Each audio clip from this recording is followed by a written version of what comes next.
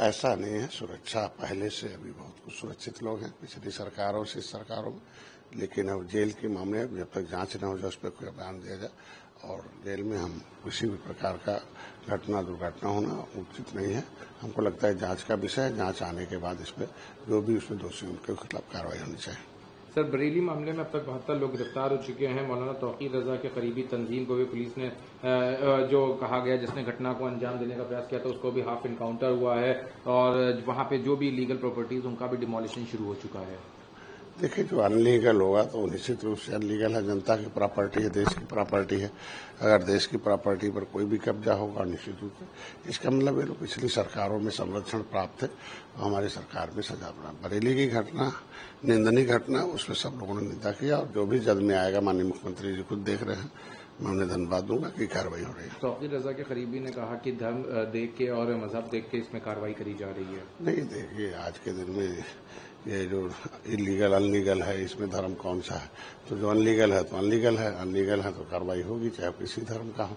अब legal illegal को छुपाना चाहते धर्म के आड़ में, तो ऐसा हो नहीं सकता। लोकतंत्र तो अब शरीयत से नहीं, लोकतंत्र अब संविधान से चलता, तो संवैधानिक रूप से जो भी कार्रवाई है वो होगी। असदुद्दीन ओवैसी ने आयला मोहम्मद प्रकरण के ऊपर बयान देते हुए कहा कि आरएसएस और बीजेपी का मानना यह है कि देश में सिर्फ एक ही धर्म है, इसलिए बाकी धर्मों के लिए वो कार्रवाई करते हैं। अरे वो आज के दिन में यही तो है, भारत भारतीयों का है, भारत की सहिष्णुता, भारत की जो विशेषता रही है वस्तु कुटुंबकम का, उसका सहारा लिए आज के दिन में जो भी जैसा होगा वैसा उसके ऊपर कार्रवाई होगी। अब अल्लाह तो अभी तक उर्दू और अरबी पढ़ते रहे, अब उसी में उनके लोग बोलते रहे। अब अंग्रेजी भी पढ़ा रहे हैं, तो फिर अभी से समझ सकते हैं कि धर्म के नाम पर आज राजनीति, धर्म अब यहाँ मुसलमान राजनीति का शिकार हो रहा है और भारत नहीं चाहता है कि देश का कोई नागरिक किसी का शिकार हो और सब विकास के हिस्सेदार हो। सर, बिहार में एसआईआर कंप्लीट के होने के बाद अब पूरी लिस्ट जारी हो गई है। कुल 47 लाख नाम लिस्ट में से काटे गए हैं जिनके कागजात नहीं थे या जो वहां पे मौजूद नहीं है, माइग्रेट कर गए हैं या जो खत्म हो गए, उसमें 47 लाख लोगों के नाम कटे हैं। लेकिन ये भी तो एक खासियत है कि 26 लाख नए लोग जोड़े गए हैं, ताकि वो भी तो अगर नहीं होता ऐसा यार तो 26 लाख नए मतदाता वोट डालने से वंचित हो जाते। अब फिर ये फर्जी मतदाता रहते और उसमें जो चाहता वो वोट लेता।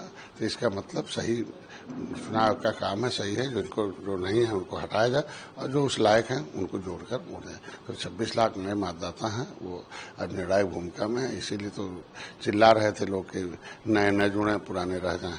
आज के दिन में अगर मैं चुनाव को धन्यवाद दूंगा कि इस कम समय में इतना काम करके दिखा दिया।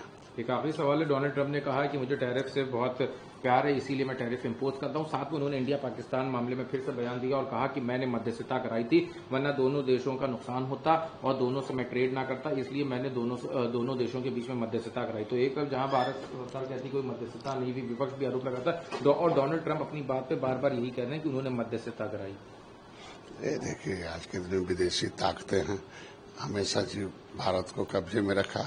अब भारत उनके कब्जे में है नहीं और पहले हथियार था, अब हथियार खरीद नहीं रहा।